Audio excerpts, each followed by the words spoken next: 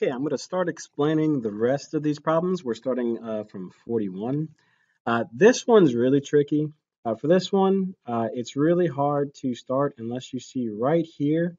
These first two terms are part of kind of like a completing the square problem. So here, this would be like the x squared. This would be like the minus 2x.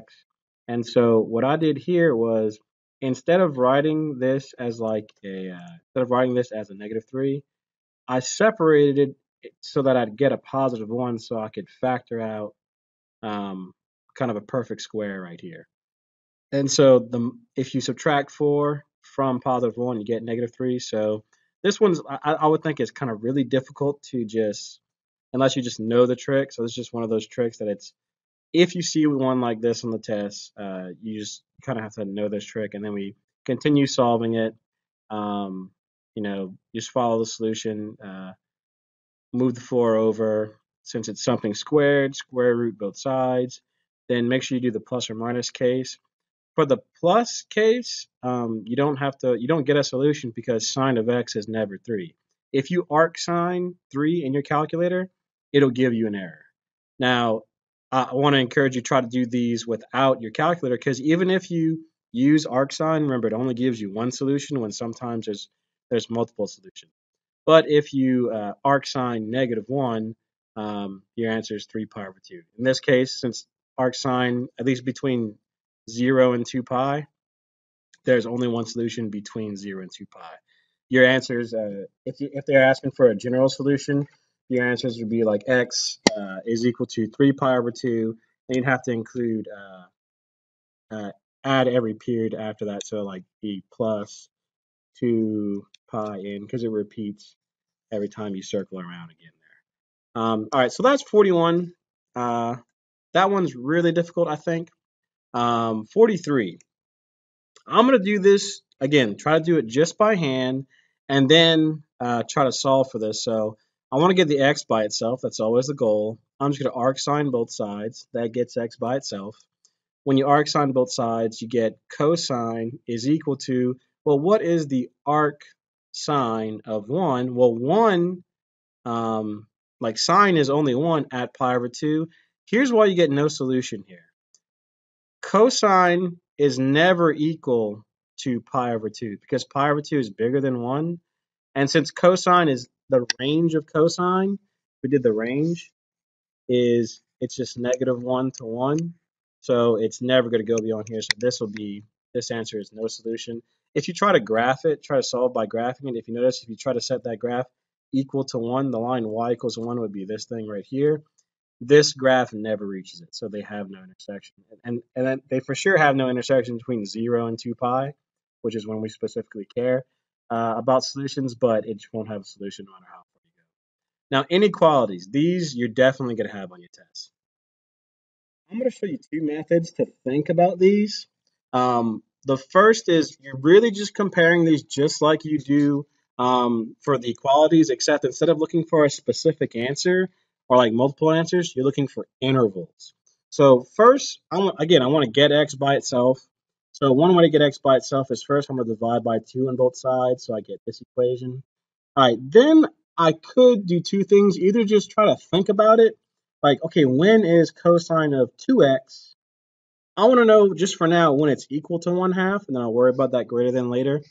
This is kind of the thinking way. If you observe here, I know that regular cosine is 1/2 at pi over 3, which is 60 degrees, and 5 pi over 3, which is it's kind of like in the it's kind of in the fourth quadrant there. But that's equivalent to negative 60 degrees or positive 300 degrees. Again, we care about the answers between 0 and 2 pi, so I'd rather do the positive 300 degrees or 5 pi over 3. And then, but the problem is it's cosine of 2x. So the thing is, it's not pi over 3 I care about. I got to take that angle, pi over 3. I have to divide it by 2 to get pi over 6, and divide this by 2 to get 5 pi over 6. And again, this is my logic right here is that, cosine of 2x moves twice as fast. Or you can do this.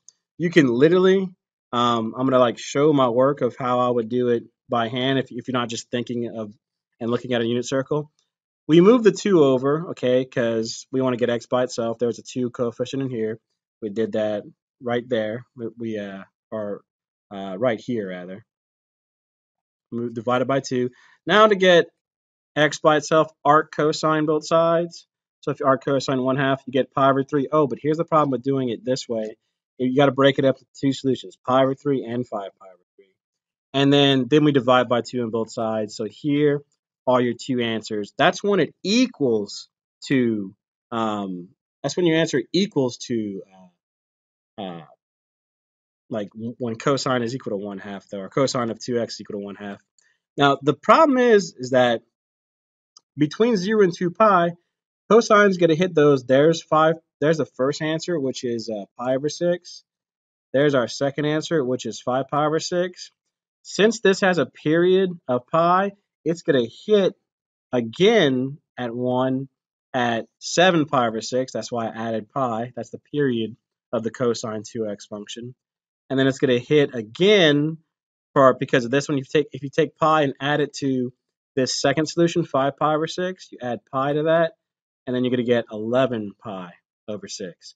Now, since we want to know when the graph is greater than 1, you care about the intervals where it's above 1. Remember, the values that we care about are circled in red here. So we want to know between 0 and pi over 6, that's one solution when the orange is above the black line. Also, between our second and third numbers, between 5 pi over 6 and 7 pi over 6. And finally, between our last number and 2 pi, because they asked for solutions on the interval from 0 to 2 pi right there. That's why I'm looking at this. So your final answer is going to be from 0 to pi over 6, 0 to the first intersection, then your second intersection to your third intersection, that's right here, and then your third intersection until 2 pi because it goes off the graph. That's how you figure that one out. All right, we're going to do 47, and then after this one, I'll separate this into a different video, so I'll just have these few in this video. For 47, again, I'm going to do kind of the same strategy. This one's a little easier because it's not a double angle. So I don't have to worry about that 2x stuff and the periods, what I'm used to, the period's just 2 pi. So it's only going to go through that curve once. It's not going to repeat. Again, just try to get x by itself. I divided by 2 on both sides. And then I didn't do it here. I just kind of did it in my head at this point. But if you want to arc cosine both sides to solve for x, so you have those would cancel each other out, and you get x is less than, well, to be fair, I have to arc cosine the right side here, but arc cosining 1/2, really, you should just memorize the unit circle or refer to a unit circle. When is cosine equal to 1/2? Oh, it's equal to 1/2 at pi over 3, which is basically 60 degrees, and I'm sorry, is it pi over 3 and 5 pi over 3? I want to make sure. Yeah, I originally had 5 pi over 6, but it's pi over 3 and 5 pi over 3. So I had originally goofed this number. So if you have an older version of the study guide, make sure it's 5 pi over 3 here. And here's the thing. Now we refer to either refer to your graph, like actually graph the two things, but since we still want exact answers, I know these are the intersections, pi over 3 and 5 pi over 3.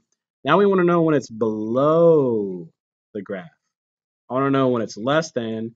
It's the cosine thing is less than right here, all right here. And so that's why we do the interval. Instead of going, we don't want from 0 to pi over 3 because that would be greater than. We don't want from 5 pi over 3 to 2 pi because, again, these blue things, those would be the greater than intervals. They don't ask greater than, they ask less than. These are all the x values where the graph is less than this line right here. Right?